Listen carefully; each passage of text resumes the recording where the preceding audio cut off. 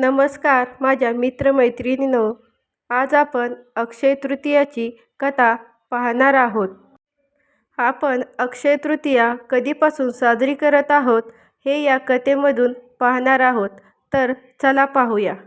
अक्षय म्हणजे जे कधीही संपत नाही आणि म्हणूनच असे म्हटले जाते की अक्षय तृतीया ही अशी तिथी आहे ज्यामध्ये सौभाग्य आणि शुभ परिणामाचा कधीही क्षय होत नाही. अक्षय तृतीया वैशाख महिन्याच्या शुक्ल पक्षाच्या तृतीयेला साजरी केली जाते. याला अकाती तीज असेही म्हणतात. श्रीकृष्णाच्या निगडीत एक अजून कथेनुसार श्रीकृष्णाचे बालमित्र सुदामा याच दिवशी कृष्णाच्या दारी त्यांच्या कुटुंबासाठी आर्थिक मदतीसाठी पोचले होते. त्यांनी भेटस्वरूप कृष्णाला केवळ मूठभर पोहे दिले होते. श्रीकृष्णाला भेटल्यानंतर सुदामाला संकोच वाटत होतं. तरी कृष्णाने सुदामाचे मूठभर पोहे चवघेत खाल्ले.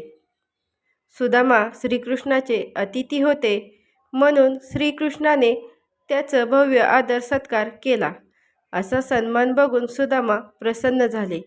परंतु कृष्णाकडे आर्थिक मदत मागणे त्यांना योग्य वाटले नाही आणि ते काही न सांगता तेथून आपल्या घराकडे निघून गेले.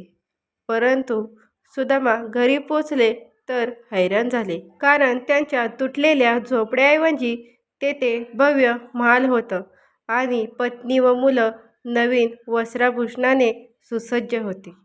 सुदामाला कळून आलं की त्यांच्या बालमित्र श्रीकृष्णाच्या आशीर्वादामुळे असे घडले.